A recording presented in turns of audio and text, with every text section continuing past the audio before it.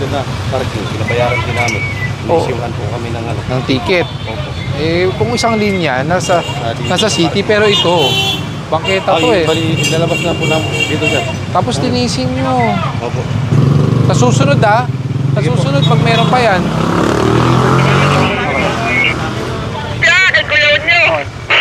Tara. Sige. Sir, matanong ko nga ulit sa pangalawang video natin. Ito nga mga nakapark dito, bukod sa double parking yung nakaraang video natin. Ito ay okay lang? Napayagan ba ito? Well, pinayagan ng city na merong one-lane parking at may parking ticket naman. In-honor naman natin yan. Yun nga lang, dapat orderly ang pagpapaparada. Hindi yung makakasagabal na sa flow ng traffic. Wala naman silang oras. Pero ito, sobrang haba nito. Oo. Ay, natikita na pala ito. No? May ticket ng Maynila, oh. Ayun nga, pinay-parking eh. So, ibig sabihin nun, pwede. Yung mga naka-double park lang, hindi double pwede. park, mga nakasampa sa bangketa. Unahin yung mga nasa gitna. Ito na Zaragoza, pagkaliwa natin dito. Oo, saka nasa kanto, bawal lang nasa kanto. Ang labas nito, Arten. Ayun pa, oh. Doon pa.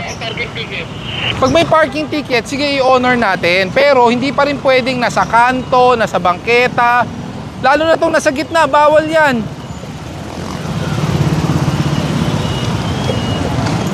Ako, paano ba to? Kabilaan pala to. Mas marami dito sa kabila. Unahin natin dito sa kabila, yung nasa gitna. Hello po. Hello. Ito yung palabas ng Arten. Unahin natin sa kabila, mas marami. Unahin yung nasa center island. Yung nasa gitna ang unahin, ha. Mas marami nakapark dito na 4 ang gulong. Sa kabila. Tanayin.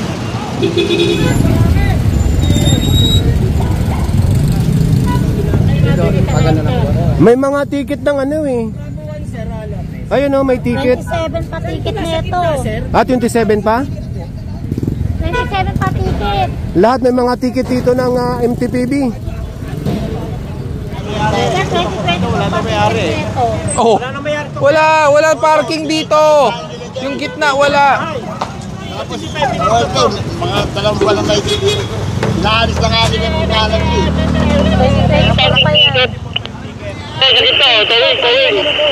Pahatak natin. Pahatak. Oo, yun nga, pahatak na. Skog, tanggal. Ito namang mga tricycles dito sa kanan, aalamin pa pagka merong permit yung terminal. Sa mga estudyante yan eh.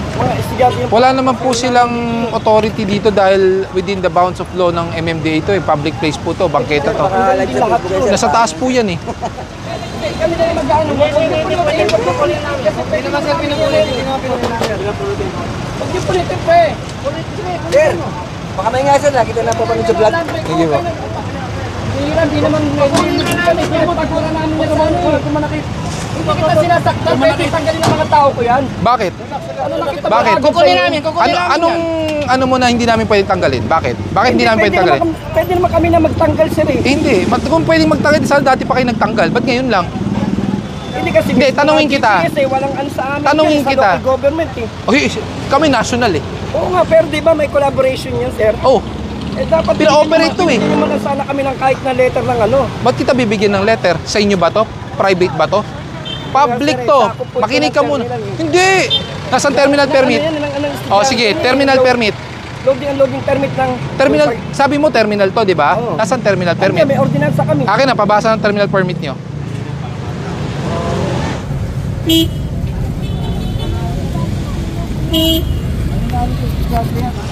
Kasi sir, pero naman po tayo kasi implementing bodies, pwede nyo naman po kasi ako. You are not an implementing body. Wala kang authority to implement. Kasama ang MMDA sa implementing bodies ng ating local government. Ikaw hindi ka kasama. Hindi mo sabihin. Orderness po sa amin bilang TODA. Paano naging order to? Bangketa, nilagyan nyo ng tolda na mababa. Asan terminal permit mo? Tagal na po ito sir. Dekada na po kami rito. Ang inaano ko lang, kawawa yung mga mag-aaral namin. Dito sila naghihintay, umulan umaraw.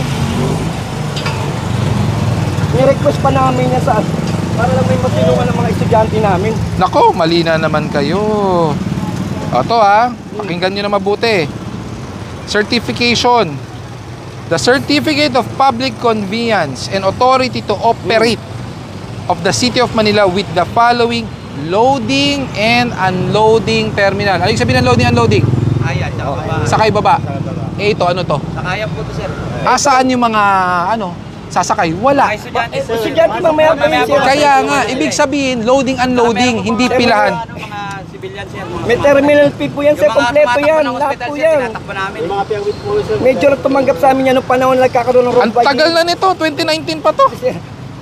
Ang 2019. ordinansa po, sir, lifetime yan. Dito yung ordinansa, certification to. Sa CPCAO po yan, kay Major, pinareceive kami dahil nagkaroon nga ng problema nung araw road widening. Oh. Ordinance. Gusto mo basahin natin ordinance? Oh.